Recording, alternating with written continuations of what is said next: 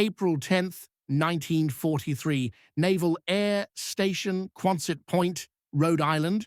The teletype machine hammered out a message straight from Pacific Fleet headquarters. Urgent stuff. Japanese night raids were picking up.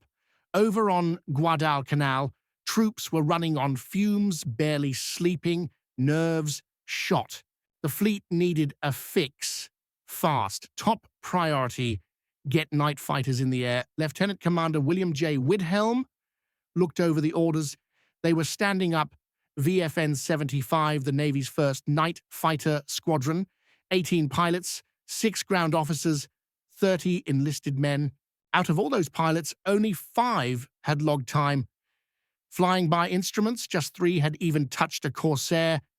Most had never flown anything tougher than a basic trainer. This whole thing started as a last-ditch answer to relentless Japanese nighttime harassment, but it would end up flipping carrier aviation on its head. In a year and a half, American night fighters would own the skies so completely that Japanese pilots would rather die in daylight than tangle with the invisible hunters lurking after dark. The Pacific War had pulled back the curtain on a serious weak spot in American naval aviation. Since August 1942, the Japanese had dialed in a simple trick that worked. Single planes, usually old float planes, showed up over American lines almost every night. The pilots would mess with their engines, setting them out of sync, so they made this weird, haunting drone. Marines called them Washing Machine Charlie. Sometimes they dropped bombs, maybe flares, but a lot of the time they just circled for hours, the noise grinding on everyone and robbing thousands of sleep. It wasn't about firepower, it was psychological warfare. The Japanese Navy knew they couldn't outbuild America or beat American fighters in the daylight, so they got creative and turned the night into a weapon. Japanese aviators went through tough screening for night vision right from the start. The best got assigned to these specialty units, flying outdated planes that were sitting ducks in daylight, but terrifying at night. Against this, American forces didn't have much to throw back. The Army Air Force sent P-70 night fighters to Guadalcanal early in 1943, but they flopped. Their radar was crude, they couldn't climb high enough, and they barely made a dent. The real breakthrough came when Navy officers teamed up with scientists at MIT's radiation lab. Project Affirm kicked off in April 1942 under Commander Weg Taylor and aimed to cram British radar tech into something small enough for a fighter. They pulled it off with the AAPS-4 and later the AAPS-6 airborne intercept radars, tiny, powerful, and finally able to fit on a single-seat fighter. The ANAPS-6 was a game-changer.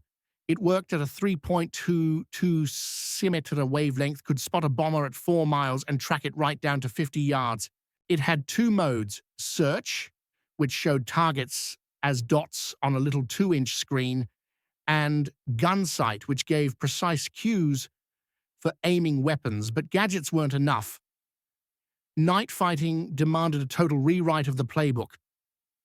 Decades of daylight dogfighting didn't mean much in pitch-black skies. The first plane they picked for the job was the F-4U Corsair. They converted 34 F-4U-2s at the Naval Aircraft Factory in Philly and NAS San Diego, bolting radar pods onto the starboard wing.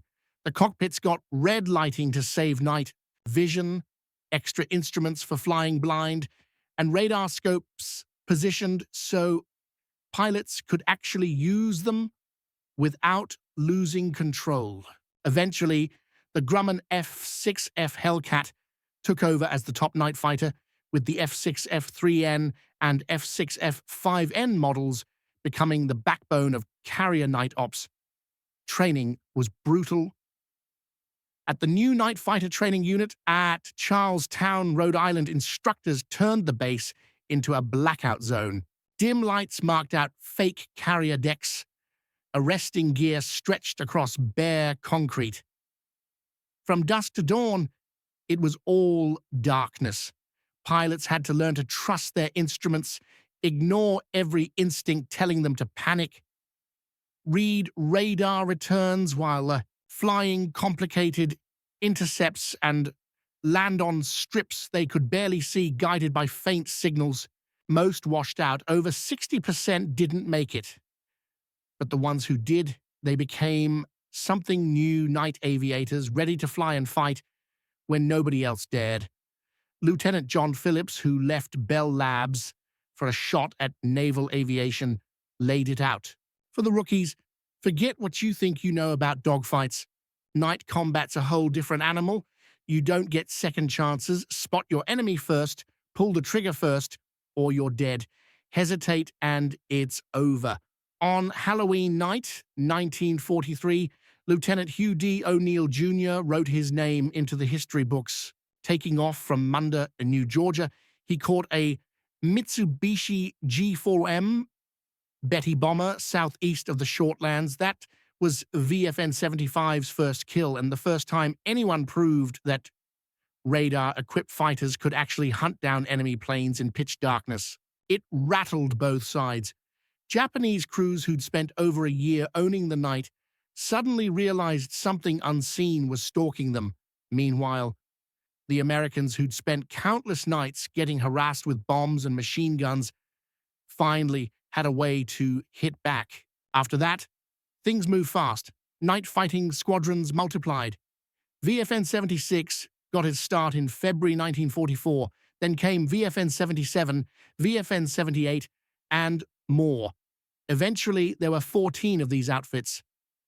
Each squadron cooked up new tactics, swapping ideas in detailed after-action reports. Pretty soon, what started as desperate improvisation turned into a real science. Lieutenant Commander Richard E. Hammer, who ran VFN 101, showed just how far things had come during the Marshall Islands campaign.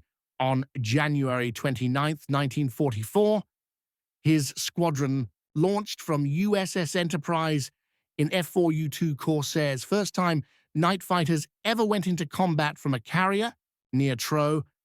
Hammer used radar to stalk a Betty bomber. Instead of chasing it from behind, he climbed above, picked his moment, and dove in. The Japanese crew never saw him. One burst, and the bomber blew apart. That kind of attack just wasn't possible before radar. Flying at night from a carrier was pure insanity at first. Landing on a moving deck in daylight took guts and skill, but in darkness with nothing but faint lights and a landing officer's paddles, you needed nerves of steel. Early on, accidents were brutal. More than 30% of landings ended in disaster. Planes missed the wires, smashed into barriers, caught fire. It was chaos.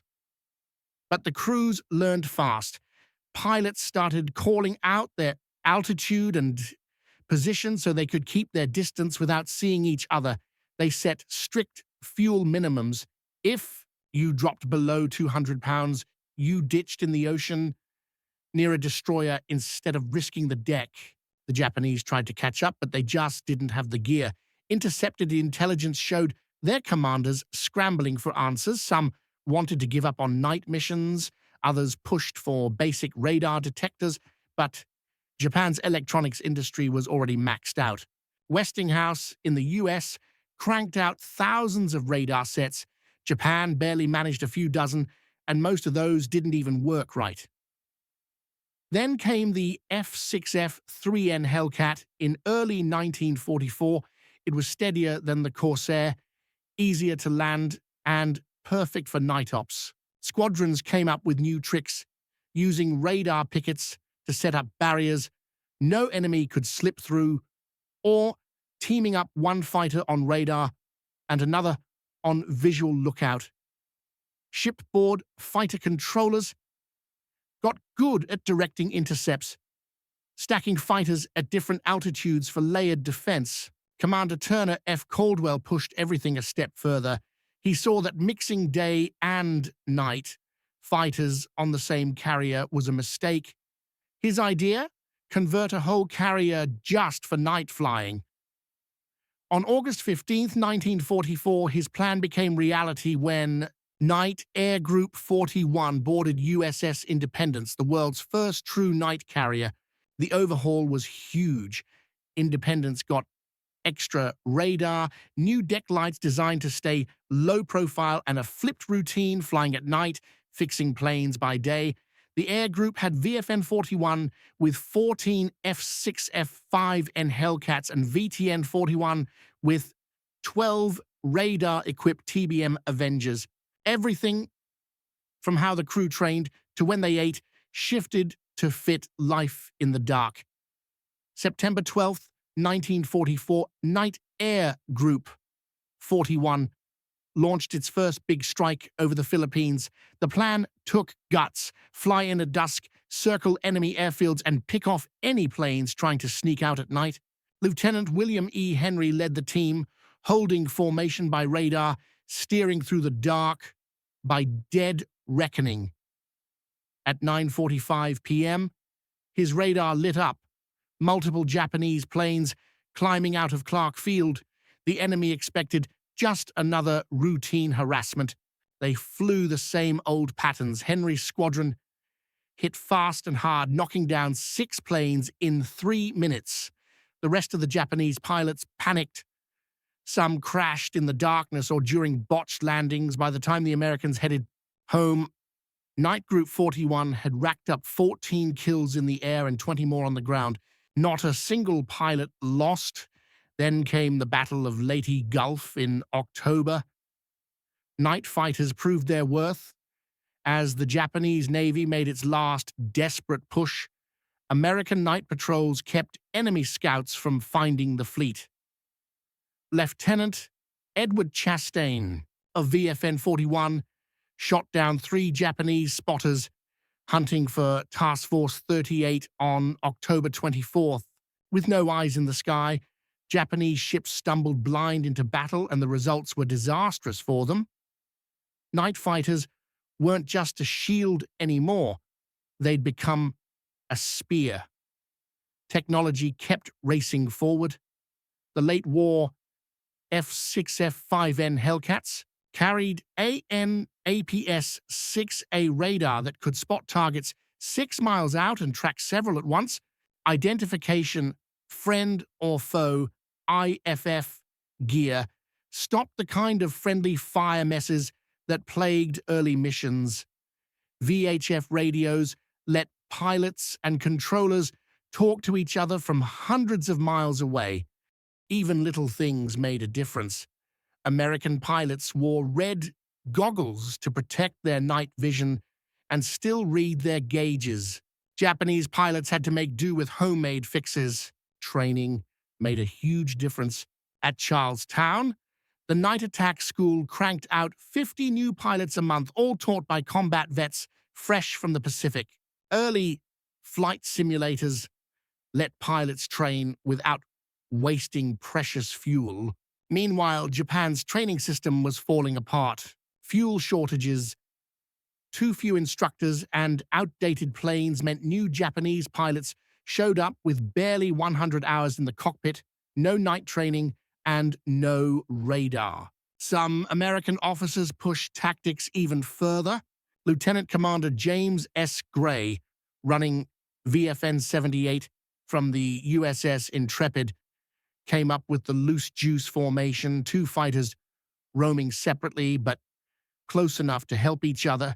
This simple move doubled their coverage while cutting down on collisions. On August 31st, 1944, Gray shot up a Betty bomber 90 miles east of Eniwetok, kicking off a campaign where his squadron kept scoring despite clunky early radar. And the stories, some of them almost too wild to believe. Lieutenant Robert Blackwell of VFN-91 got separated from the USS Yorktown in a February 1945 typhoon. His radar quit, his fuel was running out, and the turbulence slammed him against the canopy over and over. For 3 hours, he navigated blind. Finally, his radar flickered back a faint blip. It was his carrier. He landed with less than 5 gallons in the tank, his plane so battered it never flew again. Japanese pilots showed their own kind of guts. Ensign Yukio, flying a hopelessly outdated Nakajima J-1N night fighter, faced off against 4 Hellcats on March 15, 1945. No radar, outnumbered, outgunned, he still managed to damage 1 American fighter before going down. His sacrifice let a recon plane get away. Technology might have doomed him, but his courage was all his own. By December 1944, Night Air Group 90 took over from 41 on the Enterprise, bringing even better gear.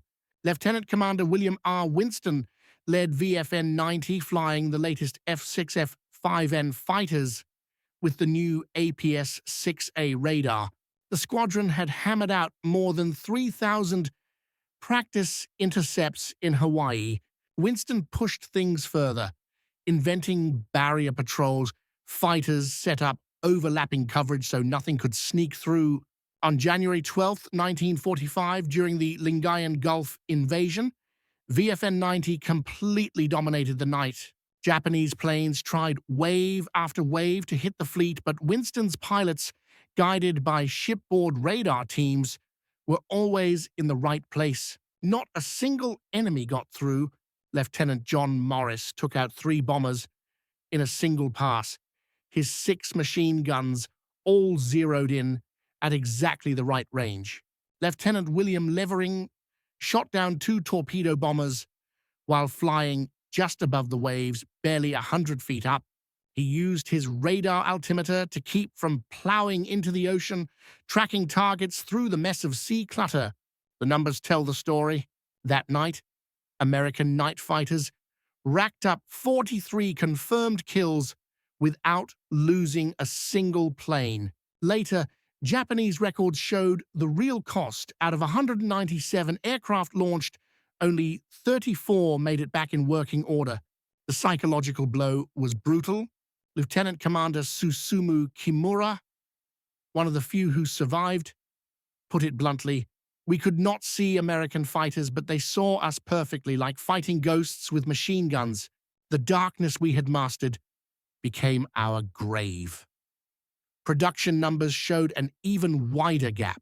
From March 1944 to August 1945, American factories turned out more than 26,000 ASB radar sets and 2,000 ANAPS-6 units.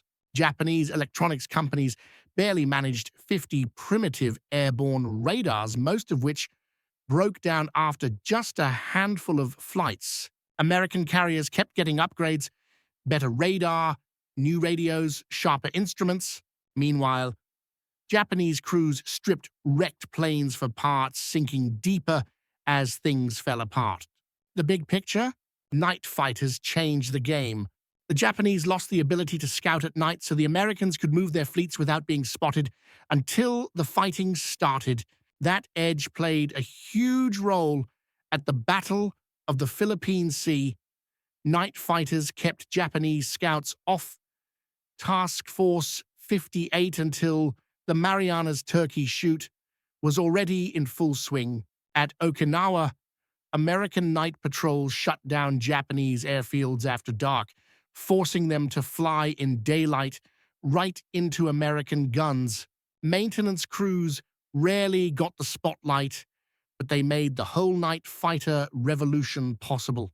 Working in pitch-black hangars, they fixed radar and wiring by touch and in dim red light. Radar techs, a job invented for night fighters, kept classified gear running without full schematics. Their work paid off. Night squadrons often had better readiness rates than their daytime counterparts, despite the complexity.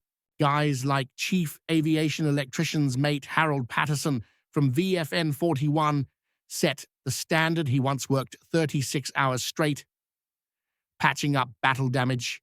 grabbing sleep beside the planes between launches. Weather turned out to be another American advantage.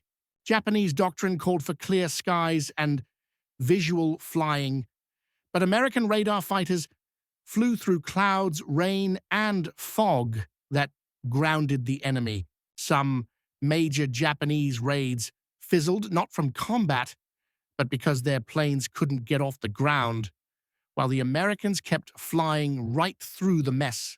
The ability to operate in all weather meant the Americans could keep up relentless pressure no matter what. Communication tech mattered just as much. TBS radios let ships and fighter directors talk in real time, lining up multiple intercepts at once. Ships started sharing radar data, building up a common tactical picture. Standardized voice procedures cut confusion and boosted efficiency. Suddenly, the electromagnetic spectrum was a battlefield too, and the Americans owned it. Squadrons got creative. VFN 91 from USS Hornet pioneered intruder missions, sending solo fighters deep into Japanese airspace to hit planes during takeoff and landing. These pilots had to navigate hundreds of miles over open water in total darkness, timing their arrival to the minute. On April 14, 1945, Lieutenant Robert Holden showed how well it worked. He shot down 3 planes over Kanoya Airfield and made it home, dodging flak all the way. Japanese interrogations and documents from after the war paint a picture of growing despair. Admiral Soyu Toyota admitted, "American night fighters destroyed our ability to fight after dark. We couldn't attack their ships or defend our bases. The sanctuary of darkness became our tomb." Junior officers said, veteran pilots started faking illness to avoid night missions. Everyone knew radar-equipped Hellcats meant almost certain death. Night fighting wasn't just about the fighters either. VTN 90, the torpedo squadron from Night Air Group 90, showed what radar-equipped TBM-3E Avengers could do. They flew night torpedo runs, dropped mines, and even scored aerial kills of their own. Lieutenant Charles Henderson claimed 4 aircraft destroyed, including a big Kawanishi H-8K flying boat, proving that night combat success wasn't limited to the fighter squadrons, and the technology just kept moving forward. There were big plans for the F-6F-6N Hellcats, more powerful engines, a brand new APS-12 radar system that could track targets 10 miles out. Meanwhile, the F-4U-5N Corsair was rolling off the line, outperforming anything the Japanese could put in the air. The jet-powered night fighters weren't just ideas. They were sketched out, waiting for their moment. But then the atomic bombs fell, the war ended, and all those projects just stopped.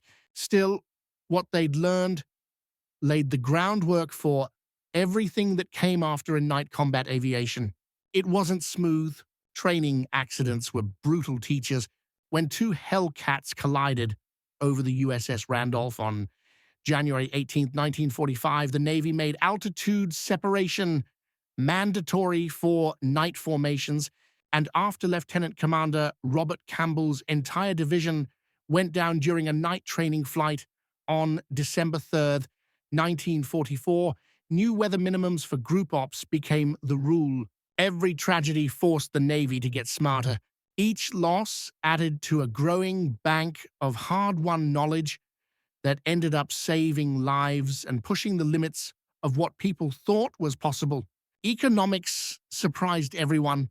Even though night fighters cost more to train and needed fancier gear, they racked up kill ratios that blew their daytime counterparts away, about 18:1 for the night crews, compared to 11.1 for the day guys by 1945. But it wasn't just numbers.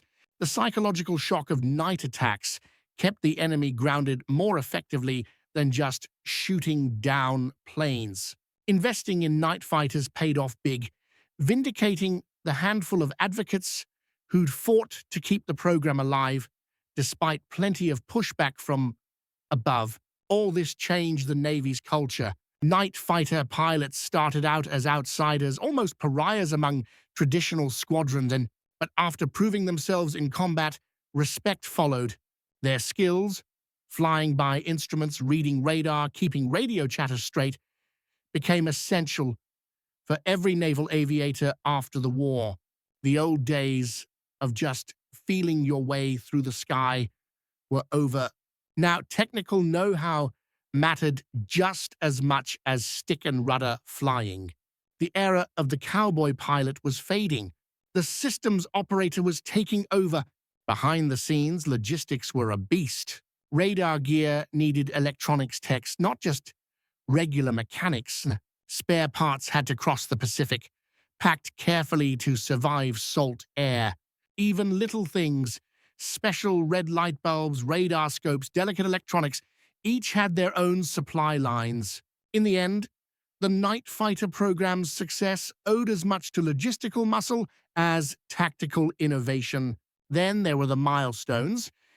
On May 13, 1945, Lieutenant J. Smith of VFN 41 became the squadron's fifth ace with 7 confirmed kills at night. 5 aces among 14 pilots. That's not luck. That's what happens when you combine sharp training with top-notch equipment. The Japanese, by contrast, rarely scored even one victory at night. Without radar or proper training, they simply couldn't keep up. The Navy's influence spread.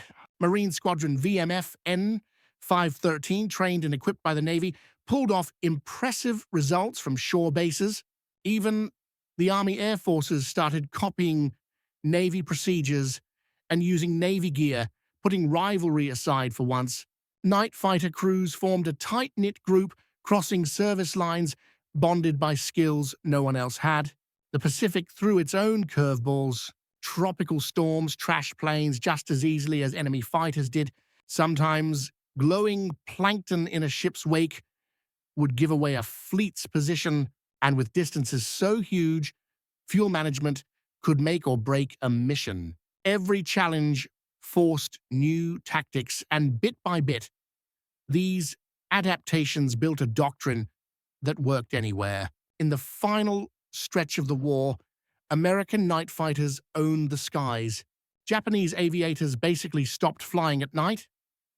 By July 1945, VFN 103 patrolled from the USS Bonhomme Richard and never saw a single enemy plane after dark. The tables had turned. In less than 2 years, the Navy went from being easy targets for Washing Machine Charlie to ruling the night. It was a revolution right up there with the invention of radar itself. The last act came on July 29th, 1945. Lieutenant Robert Holden, flying with VFN 91, intercepted a Yokosuka P-1Y trying to photograph the invasion fleet. The chase lasted 7 minutes. Violent turns, desperate maneuvers.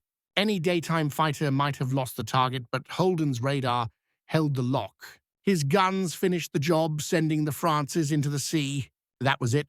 The end of Japanese night aviation. The numbers tell the story. Between April 1943 and August 1945, American carrier-based night fighters racked up 579 confirmed kills against just 32 operational losses. That's an 18-to-1 kill ratio, a staggering testament to what skill, technology, and grit can achieve. Back in 1942 and early 43, American forces dreaded Japanese night attacks, but by mid-1944, the tables had turned so completely that new arrivals never even saw a night raid. The same psychological warfare Japan had used to haunt Americans for 2 years now cut the other way, and it hit hard. When the war ended, the United States Strategic Bombing Survey pointed out that night fighters played a huge part in crushing Japanese air power. By pushing enemy flights into daylight, where Americans had more planes and better pilots, the night fighters left the Japanese exposed and outmatched. It wasn't just the numbers. The psychological toll on Japanese pilots was brutal. They knew that darkness and bad weather wouldn't protect them anymore. Morale crumbled. Pilots bailed out. crashed more often, and some just refused to fly. Night fighter pilots, though, kept showing up. Their job took guts, flying solo into enemy territory with no backup, not even sure if the next blip on their radar was friend or foe. Daytime pilots at least saw what was coming. Night fighters faced constant doubt. No surprise, then, that night missions had 3 times the accident rate of daytime ones. Still, the volunteers never quit. Commander Caldwell's Night Air Group 41 is a good example. From the day they became independent, for 7 months straight, they flew 1,143 sorties, racked up nearly 5,000 combat hours, and shot down 46 enemy planes. 5 squadron pilots made ace, including Lieutenant William Henry, who was shot down twice, survived 18 hours adrift, and still scored 7 kills. Their loss rate, 27%, was considered normal for night fighters, a measure of just how risky these missions were. But the impact of these efforts didn't stop at the battlefield. Radar miniaturized for night fighters soon made civilian flying safer in any weather. The navigation tricks they pioneered helped build today's air traffic control systems.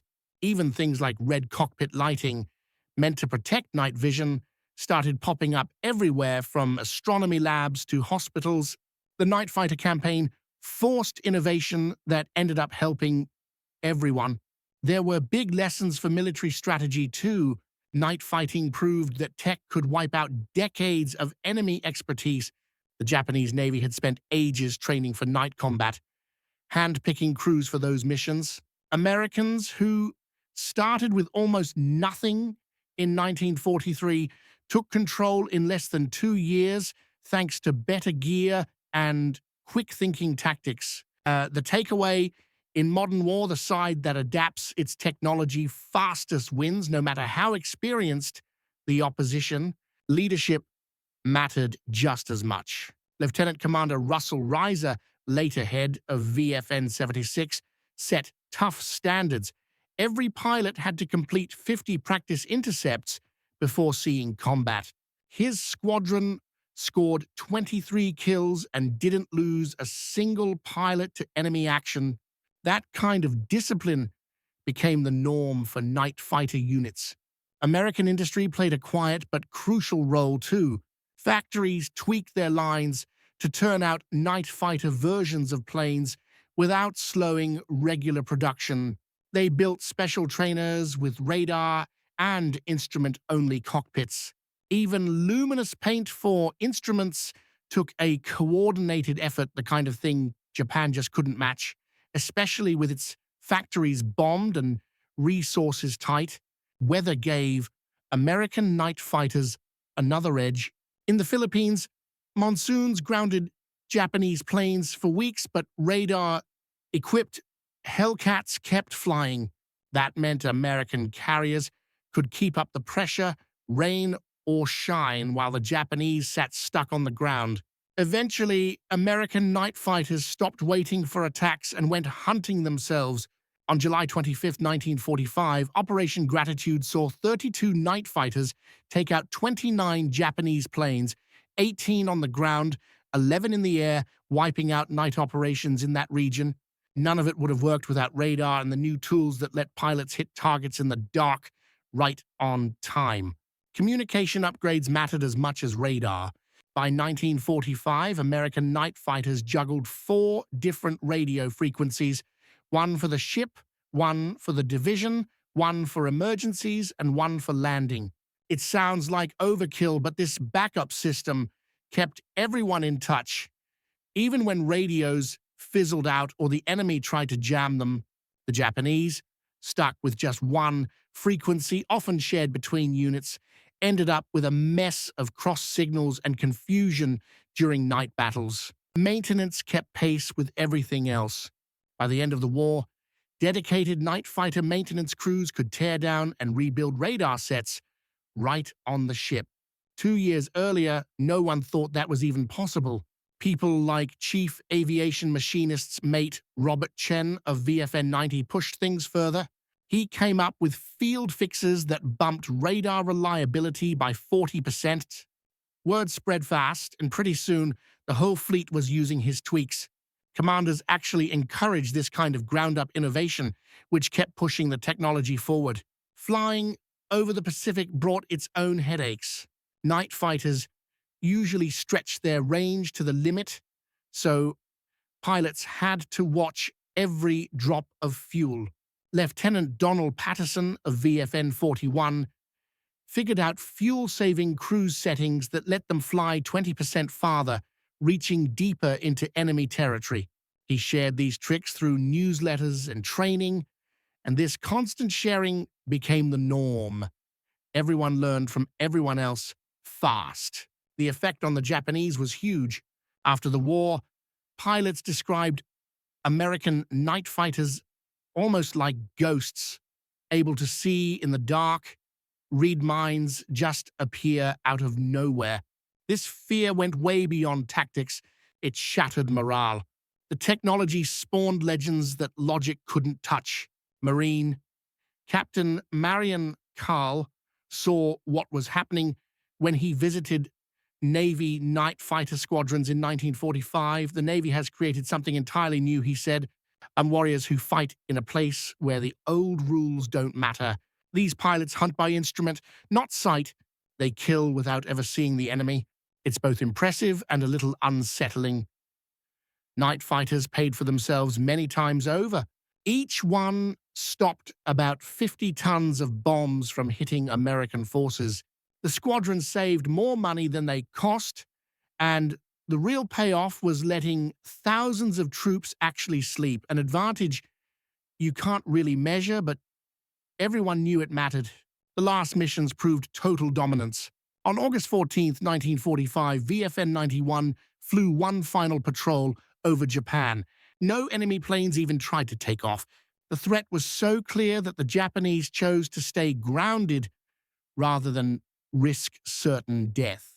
The Americans had gone from being victims to owning the night. What started as a desperate effort to stop Washing Machine Charlie turned into total control of the darkness. This legacy didn't fade. The lessons from the Pacific fed straight into Korean war night operations. Vietnam's night campaigns followed procedures born over Guadalcanal and Leyte. Even today's stealth aircraft owe something to those first radar-equipped Hellcats that made the night America's territory. The revolution that began in 1943 still shapes the way we fight in the air. Admiral John S. McCain, Jr. put it best when he looked back. We started the war unable to stop even the simplest night attacks. We ended with such mastery that enemy pilots would rather surrender than fly after dark. That shift, pulled off in less than 2 years during wartime, stands as one of the most incredible turnarounds in military history.